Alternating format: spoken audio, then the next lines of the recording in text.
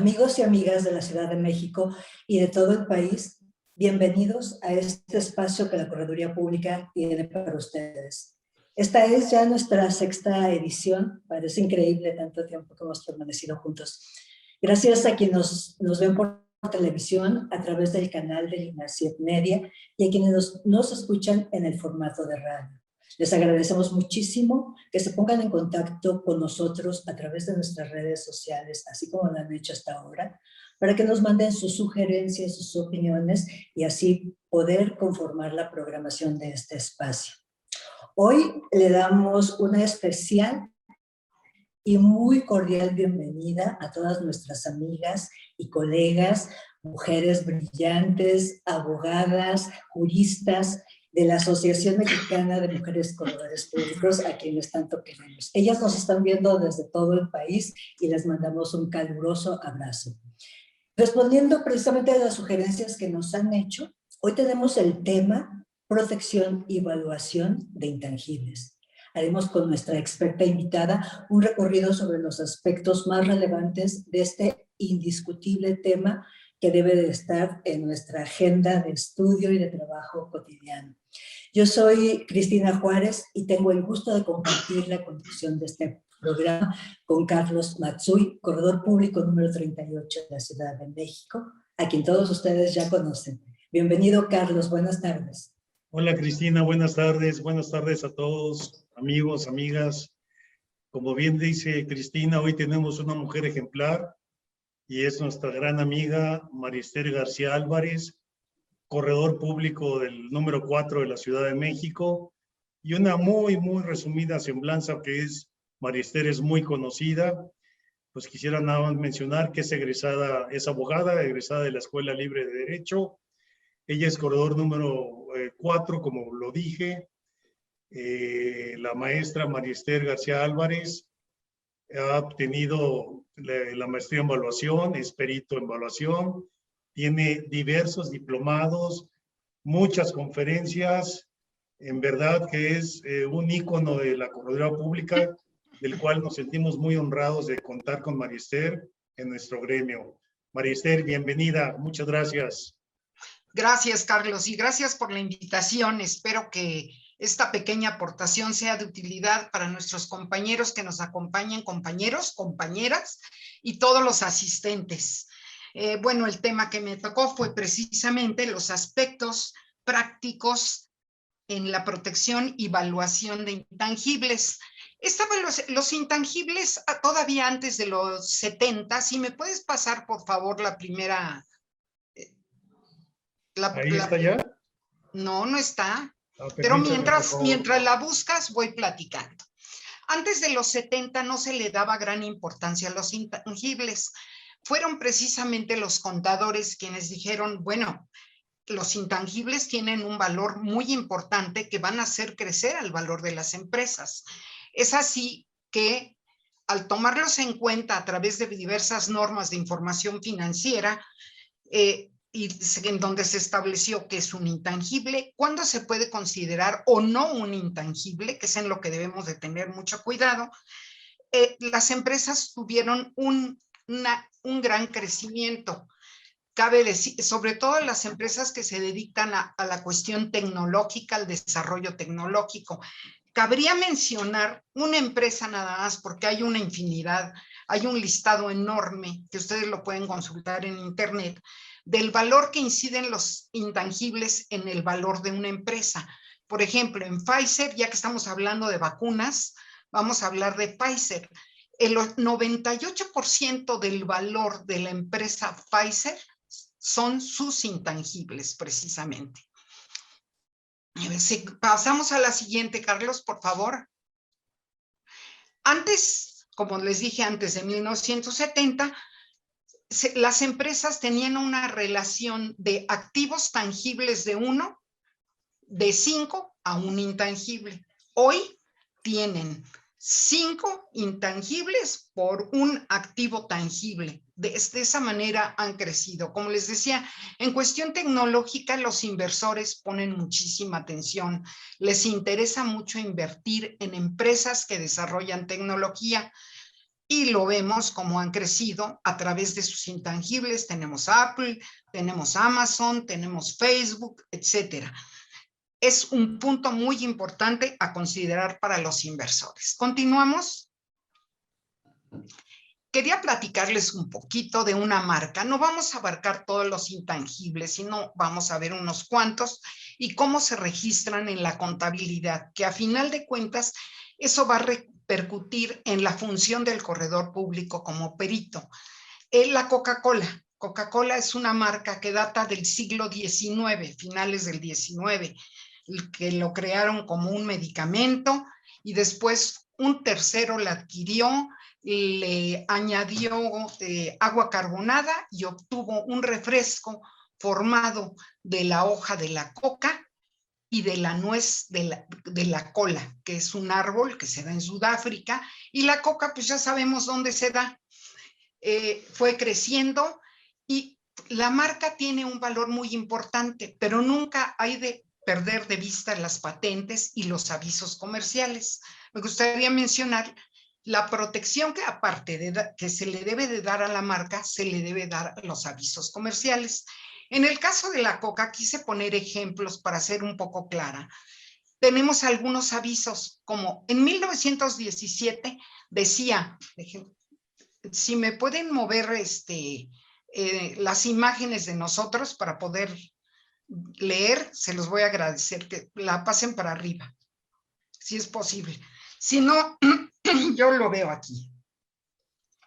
Los avisos comerciales. En 1917, que nosotros los conocemos, vulgarmente se conoce como eslogans, pero para nosotros son avisos comerciales que son intangibles y que son susceptibles de protección ante el Instituto de la Propiedad Industrial.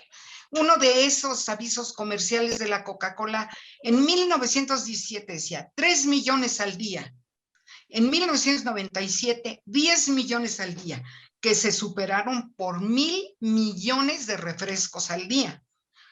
Otro aviso comercial, donde hay Coca-Cola, hay hospitalidad. La verdadera opción para Estados Unidos es la Coca-Cola. Destapa la felicidad. Estos avisos comerciales suelen a veces valer mucho más que la propia marca. ¿Por qué? Porque producen beneficios futuros. Ahora, en cuanto a la normatividad de los intangibles, ¿dónde encontramos esa normatividad? No me voy a referir al fundamento constitucional, ni al Convenio de París, ni a los tratados internacionales, sino a la regulación en México. La Ley Federal de Protección a la Propiedad Industrial, que se acaba de publicar hace aproximadamente 10 meses, el 1 de julio de 2020, sustituye a la anterior Ley de la Propiedad Industrial. En su artículo 2 dice que tiene por objeto proteger la propiedad industrial. No me gustaría leerla toda porque yo estoy segura que la conocen, sino me gustaría irme a la siguiente lámina, que es un aspecto muy, muy importante. Leen el artículo. Más adelante, por favor. Más adelante. El artículo 5 de esta ley está innovando totalmente la materia de la propiedad industrial, porque le da facultades jurisdiccionales al INPI. Dice que tiene la facultad, dentro de las facultades que tiene el INPI, es condenar al pago de daños y perjuicios. Eso no existía. Ahora pueden condenar al pago de daños y perjuicios causados al titular afectado en los procedimientos de declaración administrativa de infracción previstos en las leyes cuya aplicación le corresponde y cuantificar el monto de la indemnización respectiva. Fíjense, aquí hay 2 puntos: condenar a daños y perjuicios y cuantificar el monto de la indemnización. Esto no existía. Es una facultad que le dieron en esta nueva ley al INPI. Cuantificar. ¿Quién va a cuantificar? ¿Va a cuantificar el INPI? No lo dice la ley.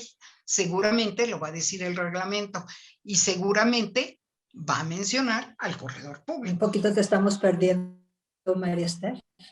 A ver, ¿me escuchan? Bueno, ¿ya? Sí, adelante. Me quedé en los daños y perjuicios y la cuantificación, ¿verdad? Sí, ¿en quién cuantifica esos ¿Y daños? quién cuantifica? No lo ha dicho, la ley no lo dice. Tendremos que esperar a que se expida el reglamento y seguramente será considerado el corredor público como perito evaluador. Pasemos a la siguiente. ¿Qué otro ordenamiento legal habla de los intangibles? Ya después veremos qué es intangible. Quizás debí de haber empezado por ahí. Ley del impuesto sobre la renta. El artículo 32 de la ley del impuesto clasifica el intangible de la siguiente manera. Gastos diferidos y activos diferidos incorrectamente. No lo voy a leer, sino simplemente hacer el comentario. Aquí lo tienen en la presentación, de que es incorrecto hablar de activos y de gastos diferidos. Los intangibles hoy se registran dentro del activo fijo. Anteriormente había activos diferidos. Hoy los intangibles se registran en el activo fijo. Así es que es un error de la ley del impuesto sobre la renta. ¿Qué otras regulación hay en materia de intangibles? Las normas de información financiera. Específicamente la más importante es la C8, que sustituyó al boletín B8. También tenemos las normas de información financiera, la C1, y las normas internacionales de información financiera. Y omití unas que se me pasaron. Las circulares de la CI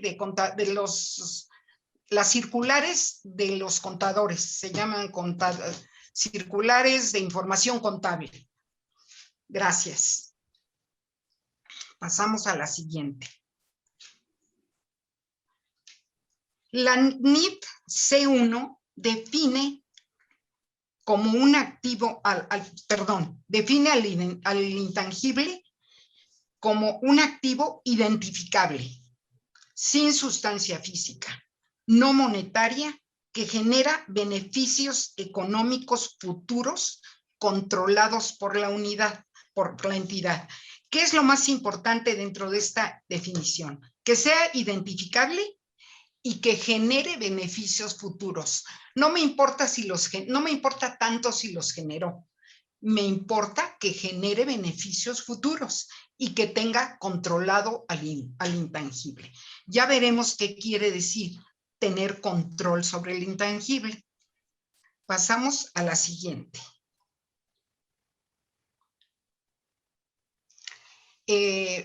Para la presentación y revelación y reconocimiento de los activos intangibles, de acuerdo con la C8, es necesario conocer sus características, que son que sea separable, perdón, me salí, que sea separable de la entidad, esto es, que puede enajenarse, licenciarse o intercambiarse. Hay activos que no pueden separarse porque forman parte de otros activos. Ese es un aspecto muy importante para el evaluador que lo vamos a ver más tarde. Hay activos intangibles que forman parte de otros activos. Entonces, uno de los principios es que sea separable. Continuamos, por favor.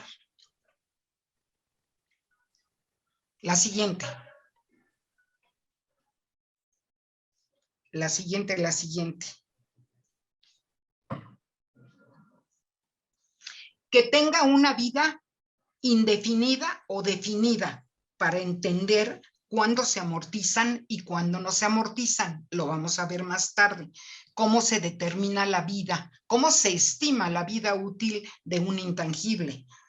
También se deberá considerar si el intangible fue desarrollado internamente o es el resultado de una adquisición posterior, por compraventa, por donación, por cualquier figura. Posteriormente, continuamos. No veo completa la página porque están las imágenes de nosotros, Carlos. A ver, no sé si Le la tengas mueves a un ahí ladito. en la vista.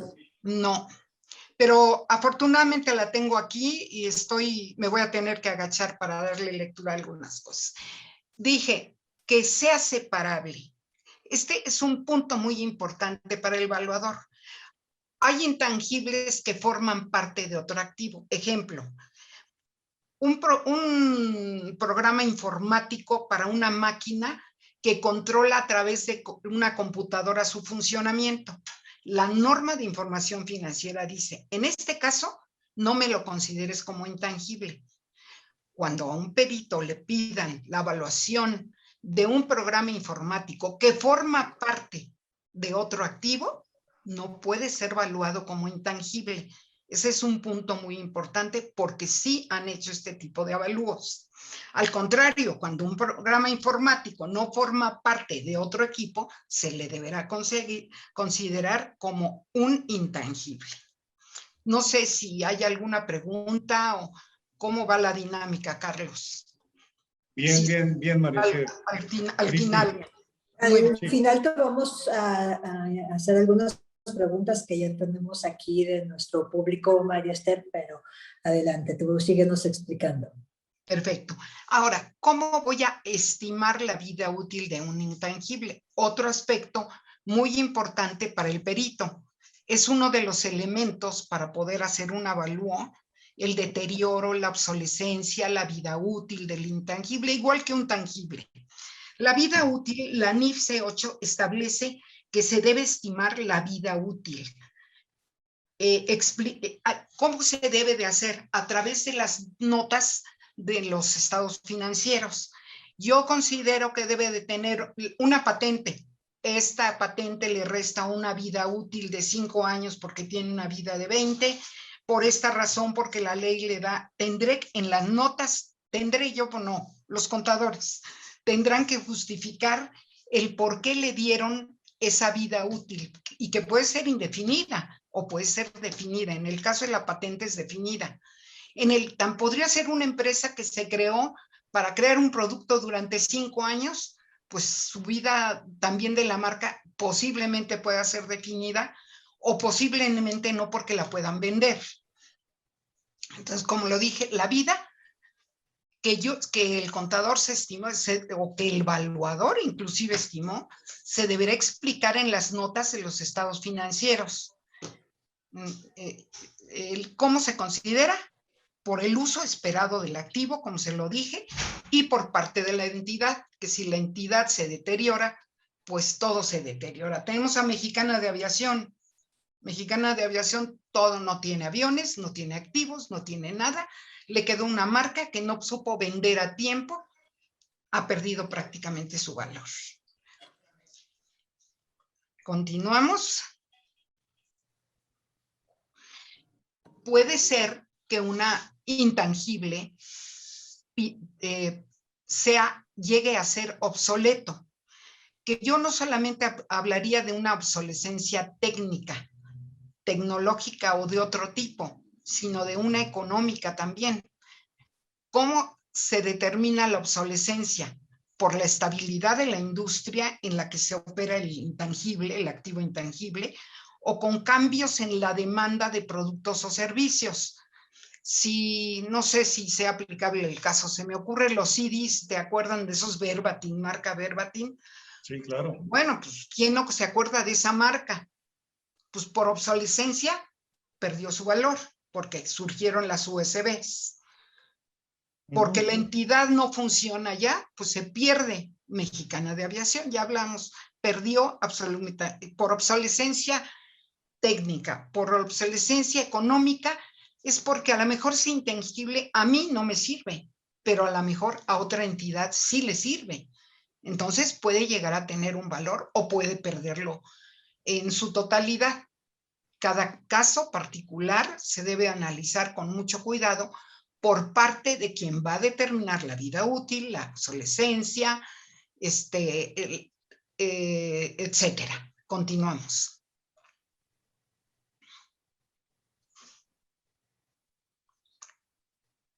Es importante distinguir cómo se adquirió el intangible. Si el intangible se adquirió de otra entidad, el costo se reflejará en los estados financieros. No hay ningún problema.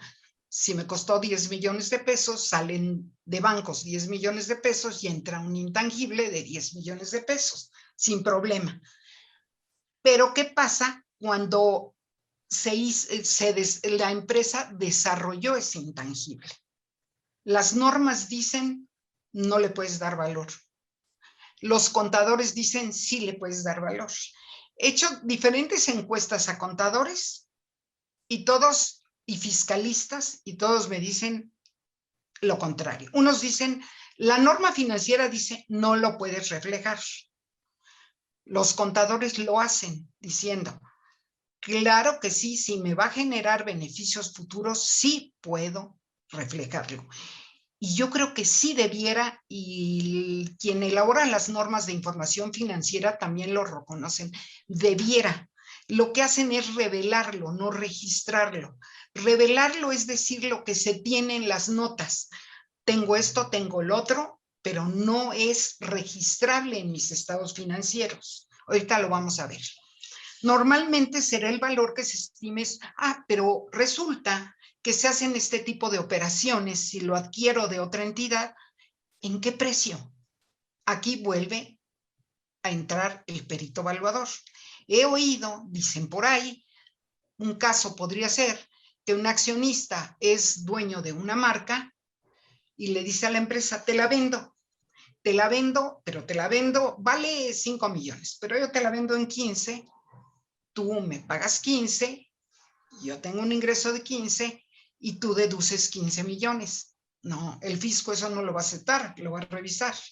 Aquí entra el perito, que la operación sea dictaminada por un perito conocedor en materia de evaluación de intangibles. Que la compraste en 15 millones, sí, no lo dije yo, lo dijo el perito.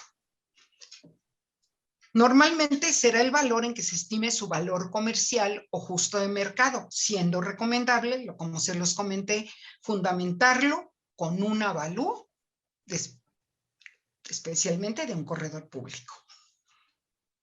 Pueden hacerlo, desde luego, otros peritos, conocedores de la materia. Continuamos. La NIF C8 establece la forma de registrar o revelar un intangible. Creo que sí quedó claro la diferencia entre registrar y revelar. Registrar y registrarlo en los estados financieros. Revelar es en las notas complementarias a los estados financieros.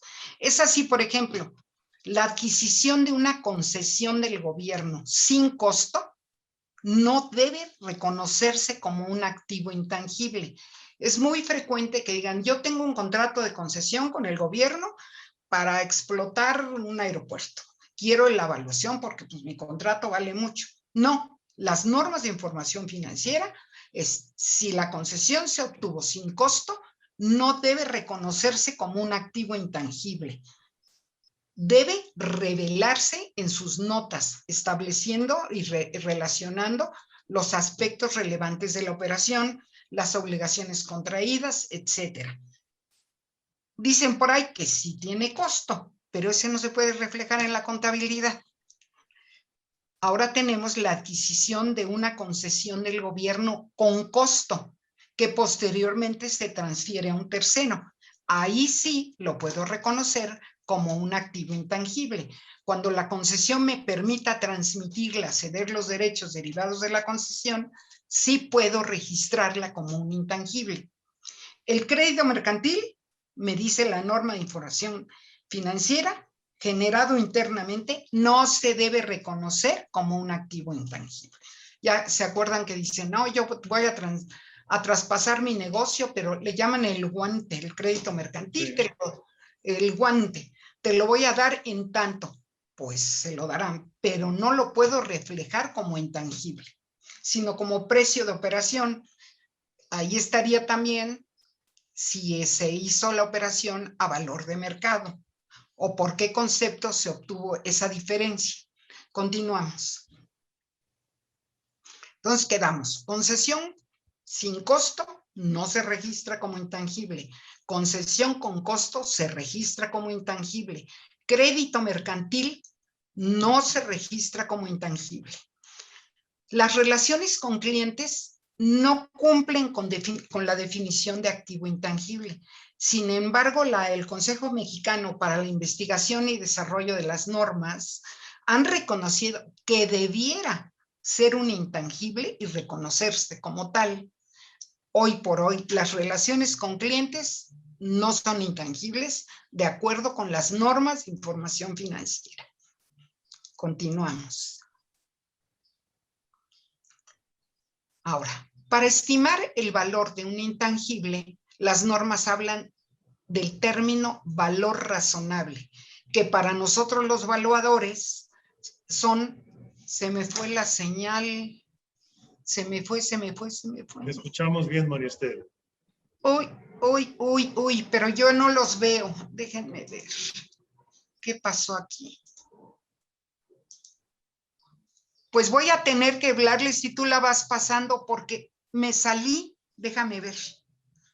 Nada más mueve tantito tu mouse, María Esther, y te va a aparecer otra vez. Ya. Valor razonable, que para nosotros los peritos valuadores es el valor justo de mercado o valor comercial.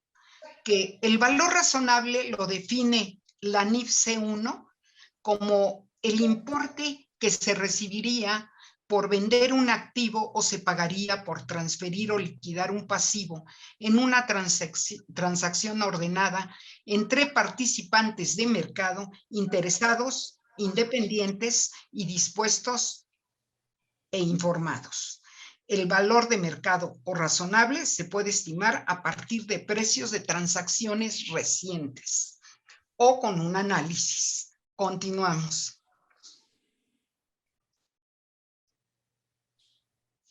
Un intangible en desarrollo.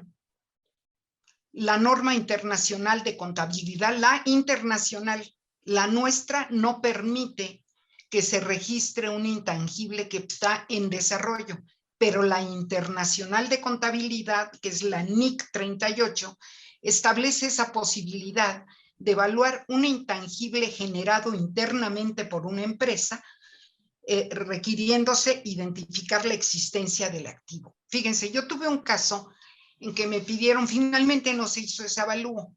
Era una empresa que desarrolló una plataforma como Best Day, como Booking, ya tenía contratos con hoteles, contratos con aerolíneas, tenía desarrollado todo el sistema para sistema de pago con tarjeta de débito. No llegó nunca, porque nunca la vi, nunca llegó a concluir, pero por supuesto que tenía un valor. Desde luego que tenía un valor, y yo haría un avalúo de este tipo de un intangible en desarrollo basado en las normas internacionales de contabilidad. ¿Por qué? Porque es una inversión muy grande y tiene posibilidad de beneficios futuros. Esa es una opinión muy personal. En México no se acepta que se registre un intangible en desarrollo, pero internacionalmente la norma internacional de contabilidad 38 sí lo permite. Es a juicio del perito si lo evalúa y lo califica como intangible o no lo califica como intangible. Continuamos. La siguiente.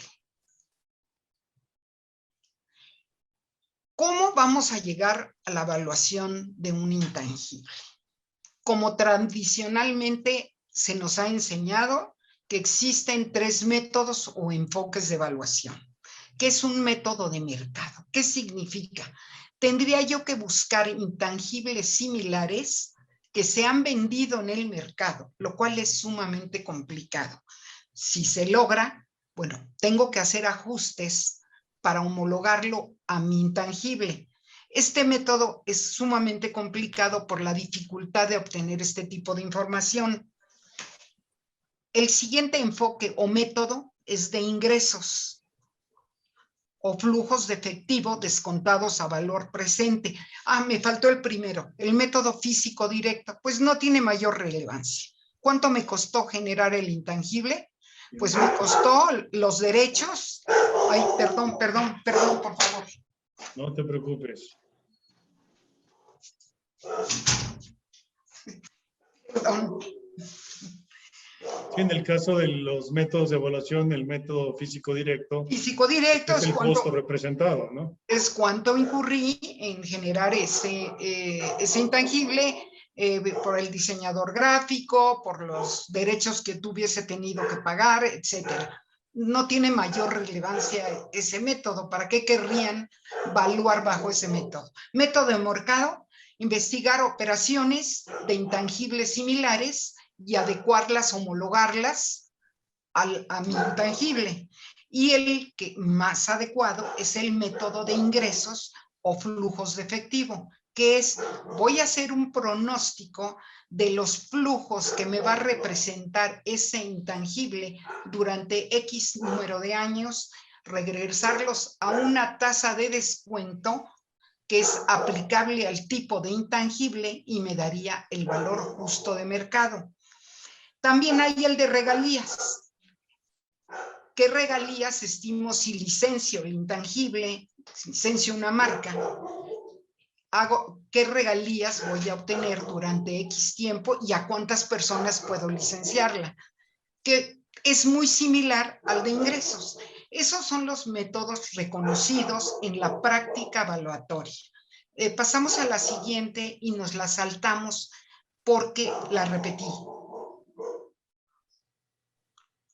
Existe una norma mexicana de servicios de evaluación, que es la R081 SCFI 2015. Esta se elaboró en 2015, fue publicada en el Diario Oficial y está por vencer el término. De acuerdo con la ley de la propiedad industrial anterior, decía que cada 5 años se debía de ratificar esta norma de servicio, que nos habla de los 3 métodos que anteriormente mencioné. ¿Qué va a pasar con esta norma? No lo sé, porque la nueva dice, deberá ratificarse cada 5 años. En junio tendría que ratificarse, pero la nueva ley no habla de ratificación ni habla de normas mexicanas. Habla de estándares y de normas oficiales mexicanas. ¿Qué va a pasar con esta norma? Va a quedar en desuso. Era una referencia para los evaluadores. Establece 3 enfoques de evaluación, que son el físico, el de mercado y el de ingresos. Y quien haga referencia cuando haga un avalúo bajo la norma mexicana de servicio va a tener que quitarla. Pero tenía los métodos generalmente aceptados en la práctica evaluatoria. He preguntado si se va a convertir en un estándar o si se va a convertir en norma oficial.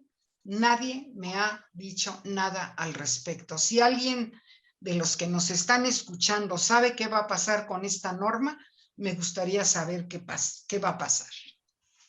Continuamos.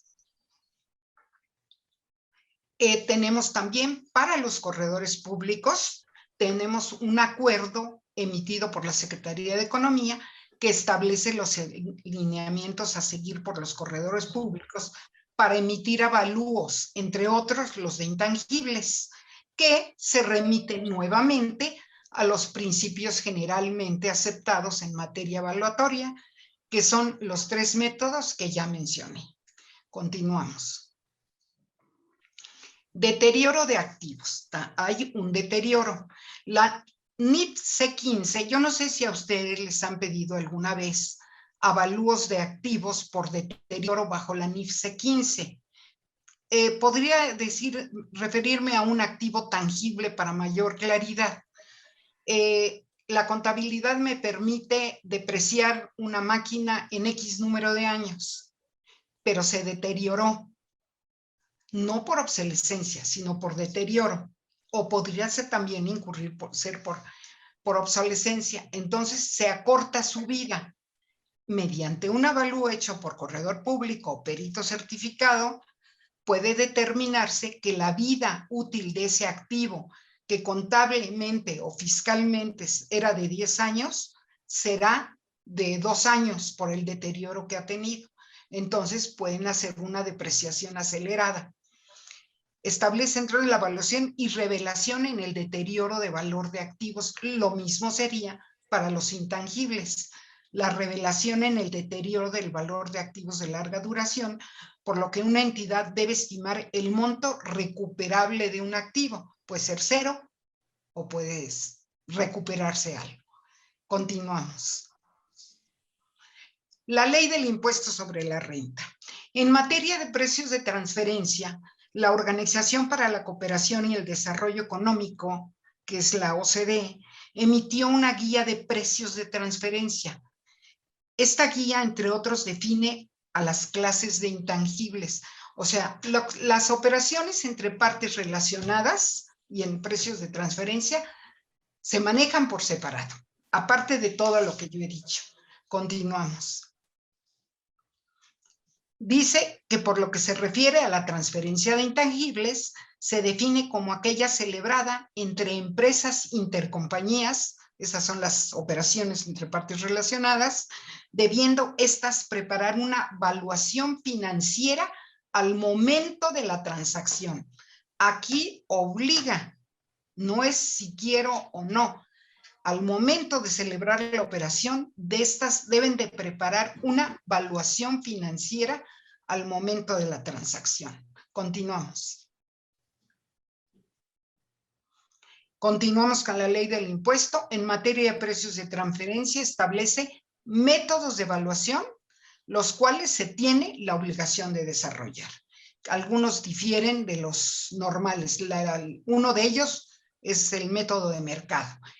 Y tendremos que sujetarnos a los procedimientos específicos para la evaluación de intangibles y tangibles en tratándose de precios de transferencia. Continuamos. Es nuestra última lámina. Es nuestra última lámina. No sé si me fui demasiado rápido, si estamos bien, porque vamos a veces... en tiempo. Vamos muy bien, vamos muy en tiempo, vamos ahora, si quieres, entramos a algunos temas que pudiéramos profundizar un poquito y que a nuestro público le interesan, María Esther, ya que vimos todo este recorrido tan práctico y tan puntual que tú nos has hecho, ¿te parece? Con todo gusto. Y si la puedo contestar y si no, ay, no, claro, le prometo que la por supuesto que sí. A ver, dime. Regresándonos un poquito al tema de la protección, como para ir por el principio.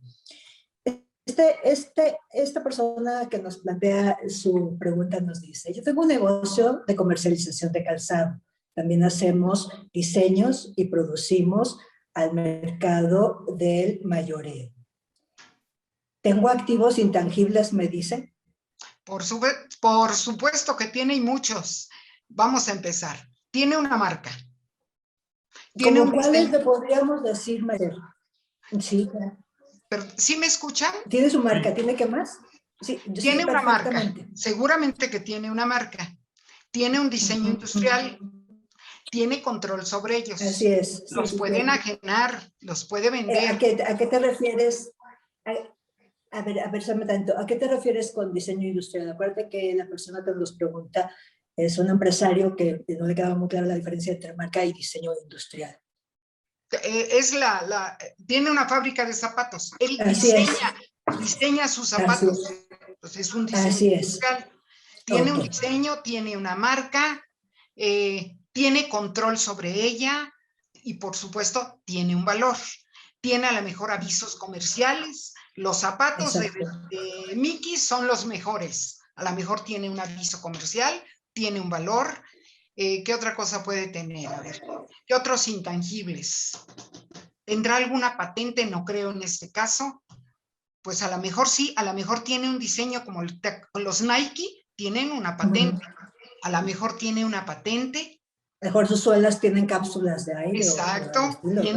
Sí, cada caso particular habría que analizarlo y ver, y todo eso puede repercutir en hacer crecer su negocio y al hacer reflejar los intangibles que se pueden reflejar, porque no todos, al evaluarlos y reflejarlos, va a tener va a tener unos estados financieros con una empresa más grande de lo que normalmente tiene con sus datos históricos, va a ser sujeto de crédito, va a tener muchos beneficios, pero hay que analizar cada caso.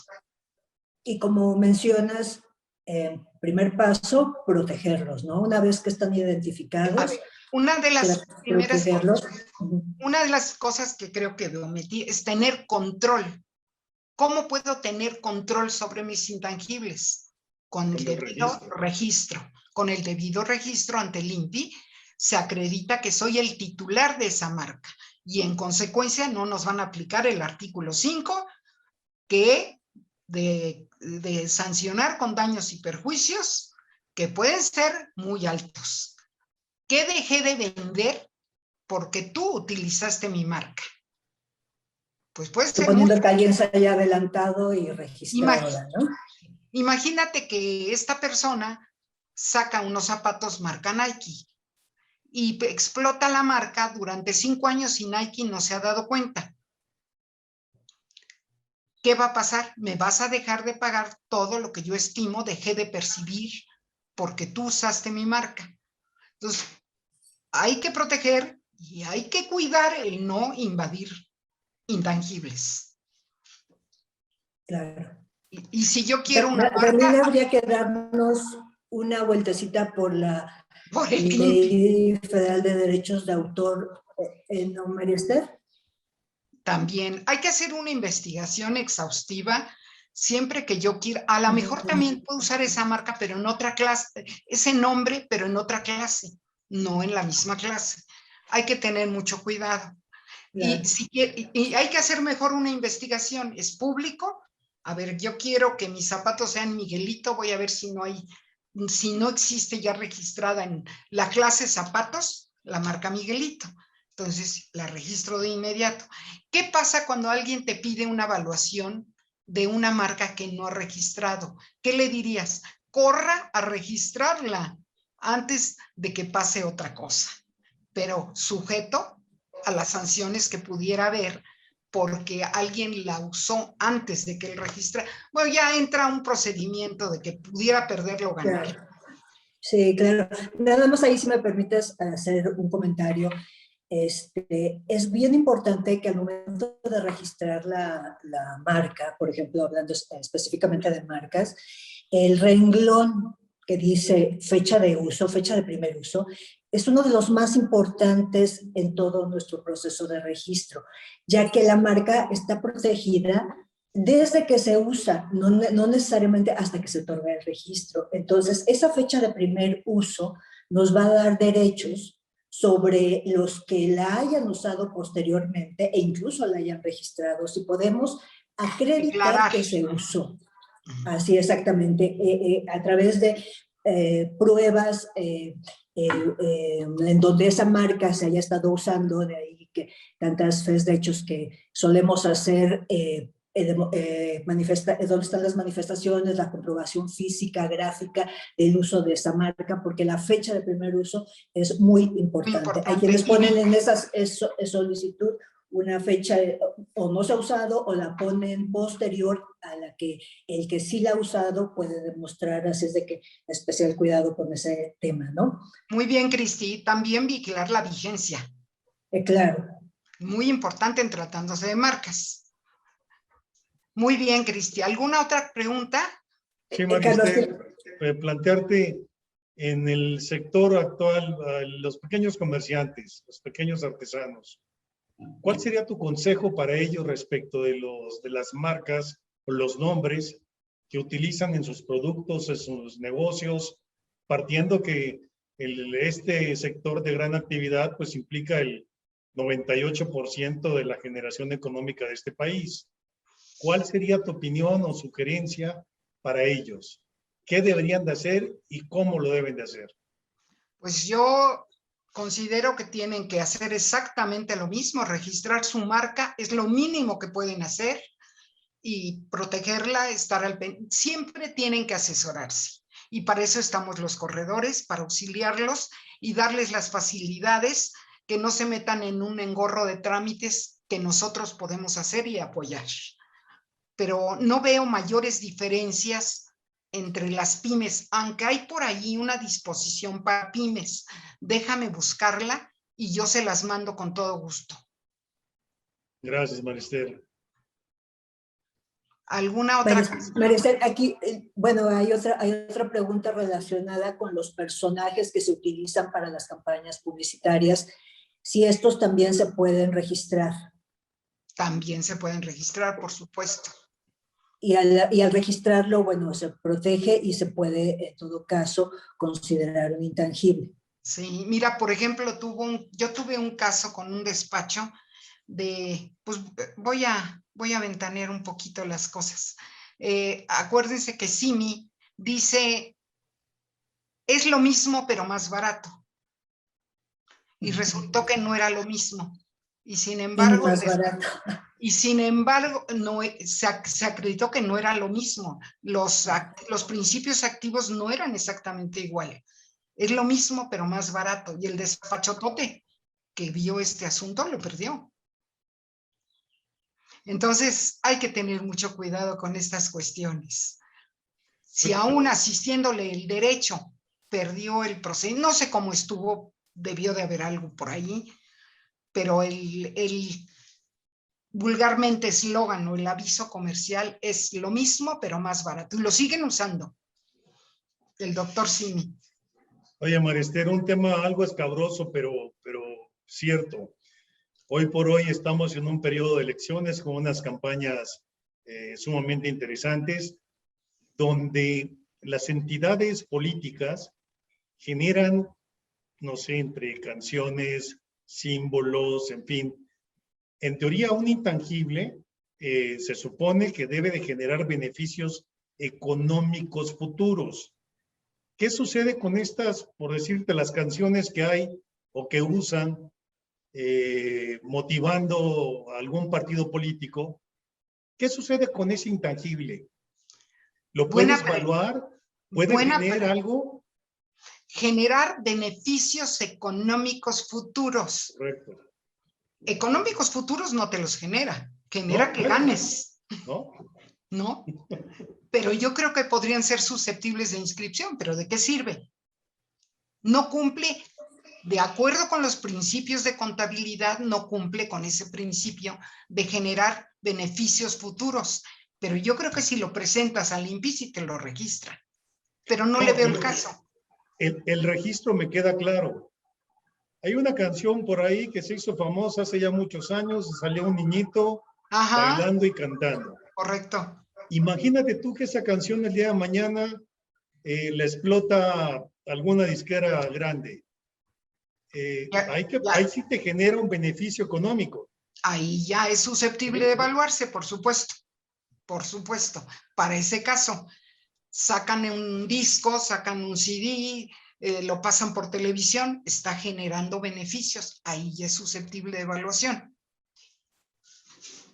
Bien, aunque esa entidad la tiene clasificada no precisamente como algo que espera recibir un beneficio económico, sino lo hace por un beneficio de lograr un posicionamiento político. Y de que esa canción, ellos son los titulares y tienen los derechos de la misma, nada más. Pero desde el punto de vista financiero, no cumple con los principios de un intangible. Es que hay que dividir la parte jurídica y la parte financiera. De acuerdo, Marister, gracias. ¿Alguna otra cosa? Sí, que si nos repites, por favor, la diferencia entre revelar y registrar. Registrar, te voy a poner el ejemplo. Compro, adquiero una marca. Voy a registrar y desembolso X cantidad de dinero. La saco de bancos, mi partida doble, la saco de bancos e ingreso en activo fijo mi intangible. ¿Sí? Lo que me es permitido considerar como intangible desde el punto de vista de las normas de información financiera. Lo que no me permite y que es un intangible es revelarlo en las notas a los estados. Ustedes han visto los estados financieros auditados, Claro. traen sus notas. Esa es revelación. La vida útil no la puedo poner en los estados financieros. La voy a poner porque considero que mi vida útil de mi patente es esta por esto y por esto y por esto. La concesión, una concesión sin costo, no la reflejo porque las normas de información financiera no me permiten hacerlo. La concesión con costo, esa la reflejo en los estados porque la pagué. ¿De acuerdo? No sé si queda claro. Sí, Una cosa es es- registrar contablemente y otra cosa es revelar en los estados financieros. Hacer una sí, quedaba. exposición de que tengo este intangible, pero que no me lo permiten considerarlo, como el programa informático de la máquina, para controlar una máquina. No me permiten considerarla de acuerdo con las normas como un intangible, porque no lo puedo separar de la máquina, pero sí puedo hacer notas. ¿Sí quedó claro? Sí, sí, ¿Claro? sí queda clara, aunque por una parte yo creo que sí debemos de diferenciar, hablando por ejemplo del programa informático. El programa informático que lo vamos a registrar en derechos de autor forma parte de es un derecho y un derecho a explotarlo en forma exclusiva por el titular de ese registro y por lo tanto forma parte de sus intangibles, pero no es un intangible para efectos del activo de la empresa. No, O es sea, cuando ese programa informático se requiere para operar una máquina, la norma de información financiera te dice, eso ya no es un intangible, eso lo registras dentro de tus activos fijos tangibles. sí, porque van en forma conjunta, pero si estuviera separado, si fuera No, independiente, claro que sí. así sería Claro. más o menos el tema, ¿no? Correcto. Lo registro, obtengo los derechos, porque al final de cuentas, lo primero que queremos a través de nuestros registros, de los diferentes bienes de la propiedad industrial en general, que incluyen la intelectual, es la posibilidad de explotarlos en forma exclusiva y que no venga un tercero e invada esa explotación o lo explote también sin pagar las regalías correspondientes derivadas de un acuerdo que pudiéramos haber tenido, ¿no? O sea, primeritito es eso, el uso exclusivo. Y después a través de estos procedimientos que tú nos has explicado y de las normas a las que nos has referido, podríamos hacer que ese intangible formara parte además de nuestro activo a través de los métodos de evaluación, a través de identificar si lo adquirimos o si lo desarrollamos, con todo esto que tú nos has explicado también, ¿no? Esa Por sería un eso, poquito sí dije la muy al historia. principio, mucho cuidado con lo que considerar intangible, lo que a veces pensamos que es intangible y no nos lo permiten registrar como tal. Eso es lo importante. Como el intangible de la máquina no te lo permite. Los listados de clientes no te los permite. Una marca en desarrollo no te la permite. Ese es lo más importante. Si a ti, perito evaluador, te piden evaluar una marca en desarrollo, una plataforma en desarrollo, un desarrollo tecnológico, no te lo permite. Solo las normas internacionales te lo permiten. Tú decidirás si la haces o no la haces basada en normas internacionales. Ok. No sé si fui clara, espero. No, hice muy claro, María Esther, muy claro. De hecho, aquí te felicitan ampliamente muchas personas por tus conocimientos, por la experiencia que demuestras en el manejo del tema. Tienes muchos admiradores, María Esther.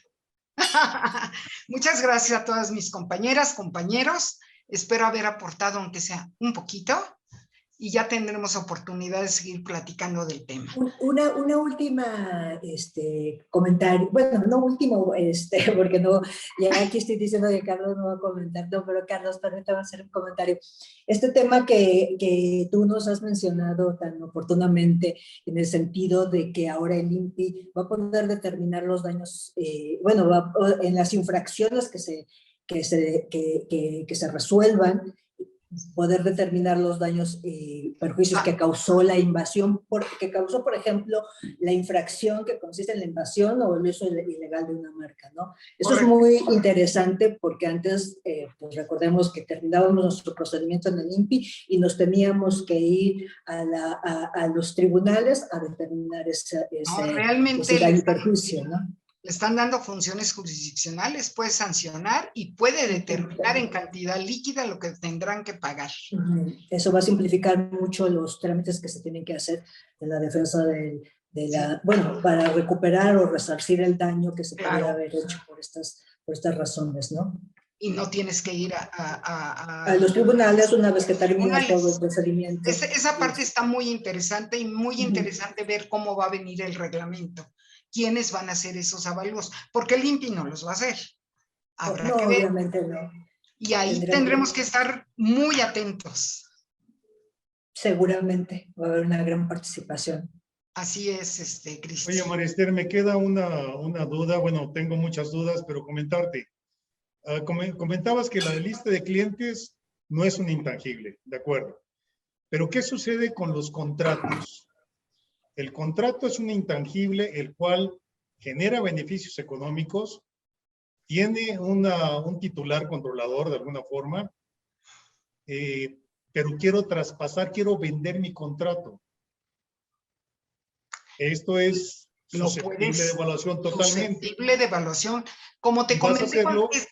Y vas a hacerlo principalmente por la metodología de flujos de efectivos descontados. Correcto. ¿Esta sería la que tú usarías? Sería muy similar a lo de las concesiones que te manejé. Si tú la vas a dar sin costo, te voy a regalar esto, bueno, pues no lo vas a poder registrar. Pero si te lo voy a enajenar, entonces va a tener un costo. Claro. Y sí lo puedes reflejar. Con costo y sin costo. Es la diferencia. ¿Y en qué casos, en qué tipos de contratos te refieres, Carlos? ¿Perdón? Contratos de le comentaba, prestación de servicios. Ok. ¿Ceder, por ejemplo, los derechos de cobro o algo así? Cualquier contrato que genere un beneficio económico a quien lo esté explotando. Exacto. Y que pueda ser calificado como intangible, acuérdate. Sí, que guarden las 3 características. Exacto. Que esté controlado, que genere beneficios y que sea identificable. Así es. Pues María Esther, el tiempo, como siempre, nos come en estos programas que conforme pasa se vuelven muy interesantes, muchas preguntas, muchos temas, pero agradecerte, María Esther, tu presencia en este programa. En verdad ha sido muy positivo y te reconocemos como una colega de gran prestigio y nos da mucho gusto verte y estar acá con nosotros. Gracias, Pues María Esther. Humilde aportación, porque yo sé que tenemos compañeros también muy capaces en la materia, que valdría la pena también escucharlos en otras conferencias. Claro, yo creo que para este espacio y esa transmisión de 1 hora hemos hecho un recorrido muy interesante. Habría que profundizar en cada uno de los puntos que hemos abordado y eso se dará en ocasiones posteriores, María Esther. De verdad que nos sentimos halagados de que hayas aceptado nuestra invitación. Nuestra presidenta honoraria, por cierto, de la Asociación Mexicana de Mujeres Funcionarios Públicos. ¿No eres nuestra presidenta honoraria para toda la vida? Sí, para claro las mujeres, sí, ¿no? Claro. Muy contentos con tu presencia y muchas gracias por tus conocimientos. A todos los que nos siguen, a quienes se conectaron por primera vez a este programa y que de hoy en adelante estarán con nosotros, muchas gracias. Los esperamos dentro de 15 días, que va a ser justamente el día 8 de junio, 8 de junio a las 6 de la tarde en este mismo canal o por el formato de radio. Carlos, muchas gracias. Gracias, María Esther, y seguimos adelante con la Cristina, gracias a ustedes. Buenas Muchas noches. Gracias por la invitación. Buenas noches. Hasta luego, buenas noches. Hasta luego, buenas noches a todos. A todos.